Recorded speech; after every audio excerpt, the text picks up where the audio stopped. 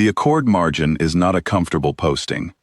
I have been stationed there twice in my career, once at 26, as a junior observer running sensor calibrations along the old Valdres line, and once at 51, as senior scout holding the observation post alone through the third winter.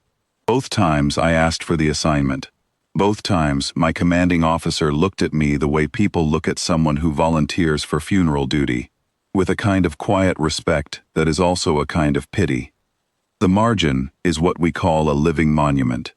The ruins of the original Valdres forward positions still stand across the highland steppe, low stone emplacements, cracked and overgrown, the shapes of defensive earthworks still readable in the grass after 75,000 years, because we do not let the land forget them. Between the ruins, the modern infrastructure sits quiet and invisible. Sensor masts flush with the hillside, relay towers painted the gray of the highland rock and buried beneath the central mound, the Accord response node, a hardened chamber that had been maintained, tested, and kept at operational readiness for every one of those 75,000 years. The standing order that governed it was older than every living institution on Earth except two. It had been written on the day the Kethavari fleet broke the Accord and left. Not in anger, the record shows the scribes were calm. They simply noted the violation, codified the lawful response, aimed it, and filed it. Generation after generation, the maintenance teams came. The sensor arrays were upgraded 4 times. The response node was rebuilt twice from the original specifications. The standing order itself was never amended. It did not need to be. My job on that second posting was simple. Watch the approach corridor above the Accord margin. Run the recognition library against any fold transit signature that materialized in the monitored sector. Confirm identity if the library matched, and transmit. 1 word. That was all that was required of me. The response was already authorized, already calibrated. Earth had done the heavy work 75,000 years ago, and had been patient enough to let it sit. I was in the observation post at 0340 when the fold transit signatures came in, 11 of them, dropping into the approach corridor in a staggered formation that told me immediately they were military. Civilian vessels do not stagger transit like that, do not emerge at those intervals. I ran the recognition sweep before they had finished materializing. The library had been compiled from the original Accord records, updated with projected hull lineage models every century. The match came back in 4 seconds. Kethavari Resurgence, 11 vessels. Confidence rating, 92%. The system flagged it as a treaty violation confirmation event. I sat with that for a moment, not because I doubted the reading, because I understood what came next, and I had spent enough time at the Accord margin to know that understanding something and being ready for it are different things. The lead vessel hailed on the old treaty frequency. I will say that for them, they knew the frequency. They had kept that much of the Accord's record. The commander's voice came through the relay in the old Kethavari formal register, the kind of speech pattern that the translation archive identified as high military address. He announced that the Kethavari Resurgence had returned to reclaim the territories of the Valdres Compact, that Earth's governing bodies were to transmit surrender terms within 1 standard hour, and that resistance would be met with the full weight of Resurgence military authority. He said it the way someone says something they have rehearsed, confident, prepared for a version of this moment that did not include what was actually here. I did not reply. There was nothing in my standing order that required me to. I watched the passive sensors in the chamber below me register the Accord response node coming online, not because I had triggered it, but because the recognition confirmation had already done that automatically. The warm-up cycle was quiet. The node had been designed to be quiet. 75,000 years of careful engineering had produced a mechanism that did not announce itself. The Kethavari commander hailed twice more. The third hail had a different tone, still formal, but with something underneath it. The translation archive parsed it as uncertainty. He was looking at his sensors and seeing something that his briefings had not prepared him for. The array of what Earth had built in the highland steppe was not fully visible from orbit, but enough of it was. The sensor return from the buried infrastructure was too large to be a monument. The approach corridor's navigational interference, which we had been running passively for 11 decades, just to keep the calibration current, had begun to register as hostile topology. He was starting to understand that the place he had come to claim had been waiting for him specifically.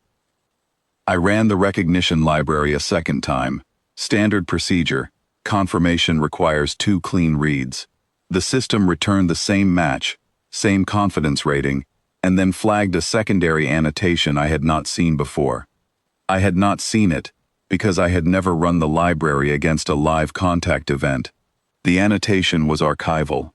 It had been added to the Kethavari hull lineage records by a historian on the 300-year update cycle, and it noted that hull registration sequence, KR7, the 7th vessel in the formation, a midweight carrier sitting in the rear of the staggered line, carried the lineage markings of the House of Verath Kael-Osen. Verath Kael-Osen. The name was in the Accord records.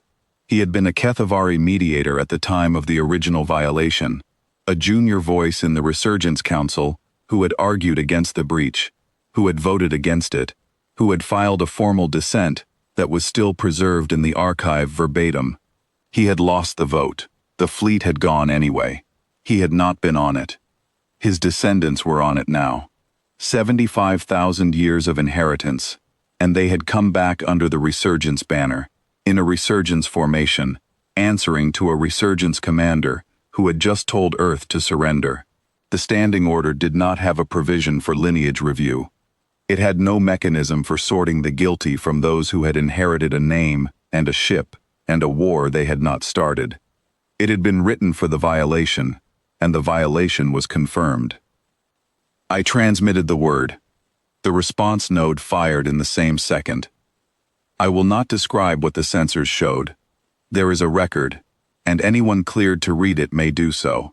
What I will say is that it was over in less than a minute, and that the Highland Steppe was very quiet afterward, and that the standing order closed itself exactly as designed, logging the confirmation, logging the response, logging the timestamp, and going back to standby. I sat in the observation post until dawn. The sky above the Accord margin was clear that morning, one of those cold Highland dawns where the light comes in flat and pale across the grass, and the old Valdres earthworks cast long shadows, and you can see the shape of what this place used to be before the instrument of patience buried itself underneath it. I thought about Verath Kael-Osen. I thought about the vote he had lost. I thought about the 75,000 years between his descent and the moment his house's ship appeared in the recognition library. I do not think Earth was wrong. The Accord was real. The violation was real.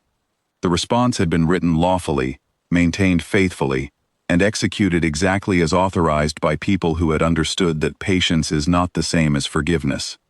We had been ready for this. We had been ready for this since the day they left. But ready is not the same as untouched. And the cost of that readiness is not only in the maintaining of it, it is in the moment when the law does what the law was built to do, and you are the one who confirmed it, and there is a name in the archive that did not deserve to end the way it ended. I filed my report at 0600. I listed the contact details, the recognition confirmation, the transmission, the response, and the outcome. In the notes field, which is optional, and which most scouts leave blank, I wrote the name of Verath Kael-Osen and the date of his descent, and asked that the archive flag his record as distinct from the Resurgence command lineage. The archive team confirmed the annotation 3 days later. It will not change anything. It is simply the truth, and the truth should be kept. I asked for a third posting at the Accord margin the following spring. My commanding officer approved it without comment. She understood, I think, that some places need someone who knows what they are holding, not just the sensor arrays and the standing orders and the maintenance schedules, but the weight of the whole thing, the waiting, and what the waiting cost. The steppe is quiet most mornings. The old earthworks hold their shape in the grass. The node sits beneath the central mound, patient and calibrated, and I run the recognition sweeps, and I listen, and I carry the name of a man who voted against a war that came back to find his children 75,000 years too late. That is the margin. That is what we hold there. We do not hold it lightly.